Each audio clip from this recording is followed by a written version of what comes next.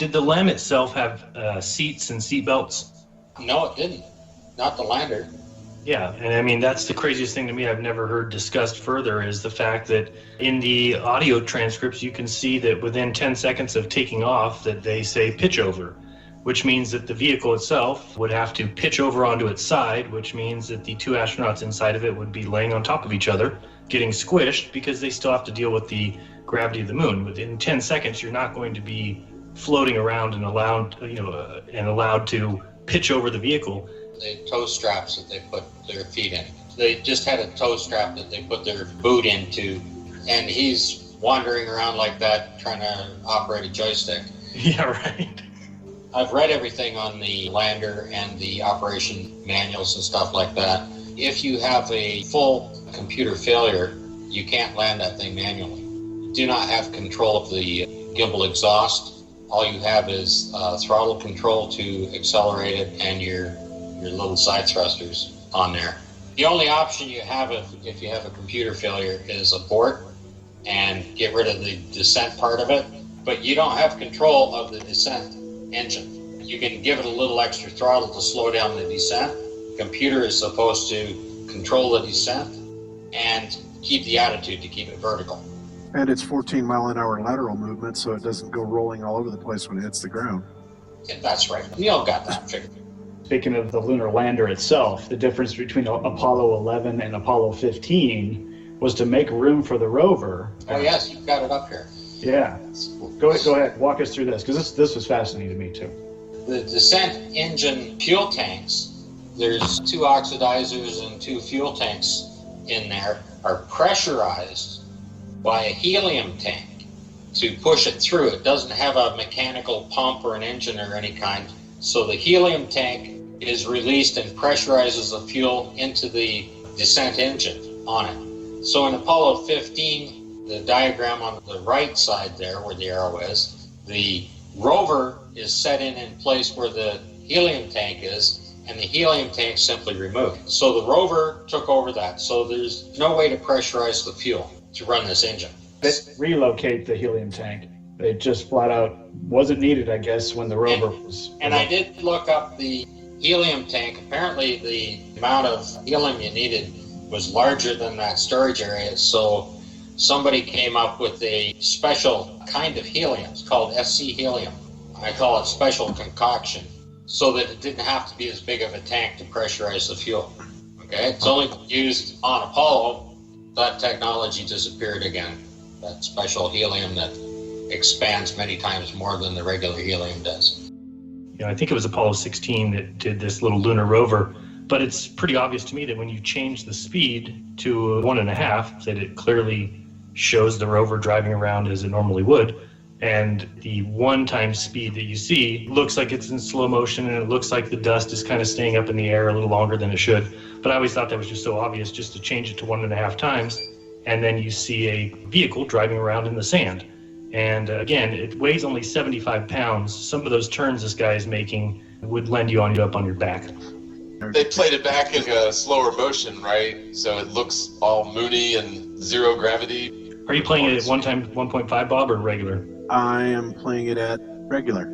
Okay, so if you watch it regular, you'll see here that the dust looks to be suspended a little longer than it should be, and it's kind of like a slow, these slow turns. And after you watch, the first part of the video, then if you start it over again at 1.5 times speed, you'll see it's just a car driving around in the sand, and that the dust isn't staying suspended for any longer time. And some of the moves that he's making, again, if it was 75 pounds with the gravity of 1/6, think of making a turn in 1/6 gravity. I mean, what's holding your car to the road when you're making turns is the weight plus the gravity.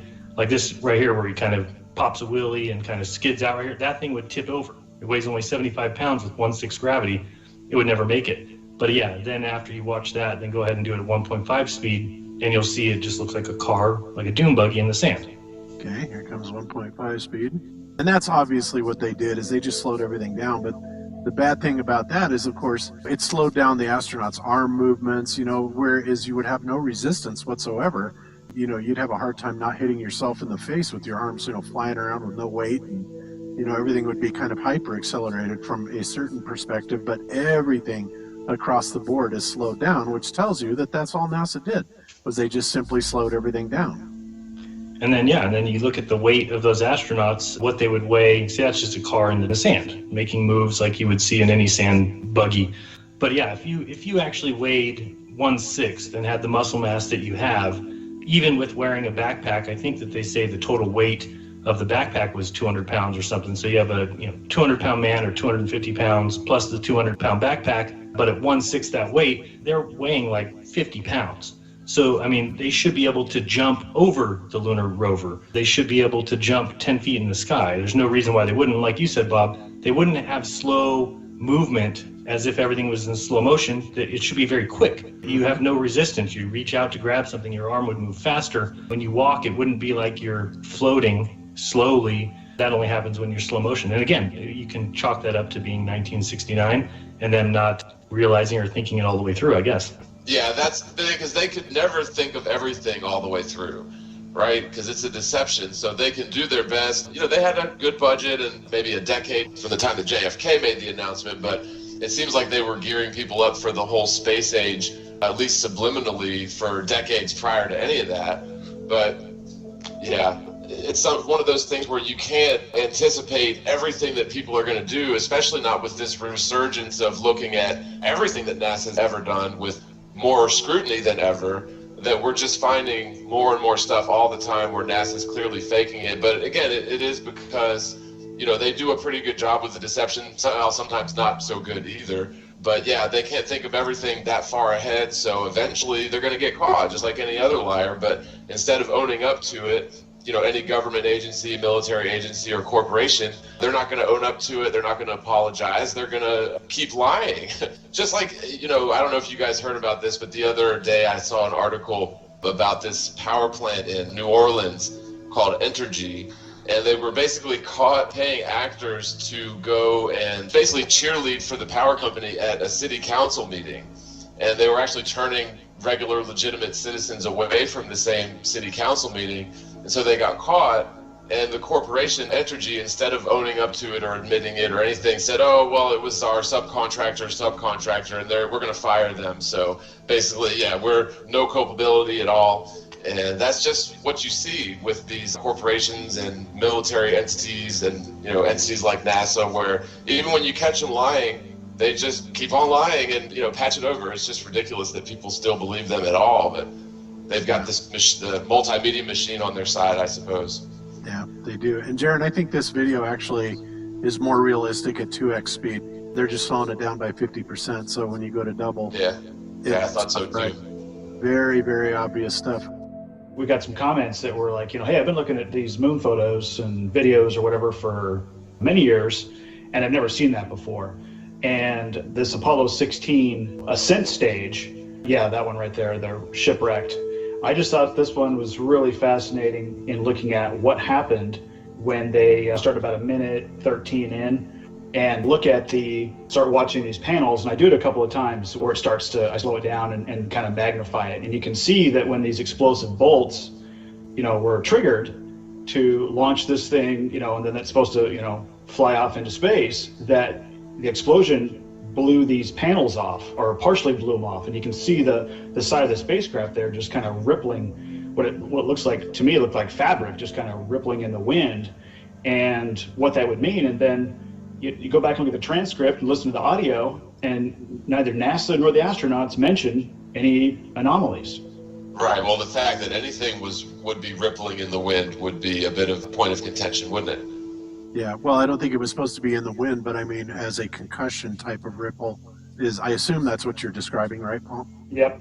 And then to kind of carry that further, then when you compare the Apollo 16 photo with Apollo 17, and you go a little bit further on the video, you can see that these four panels that were affected by this explosion, it looks like the Apollo 17, that those four panels, it's just those four panels have been erased. In the video here you're seeing shows what's behind those panels. It wasn't just a bunch of empty space. I mean, looks like some pretty critical stuff there that was subject to this, this explosion that's blowing this off. You want to stop it right there.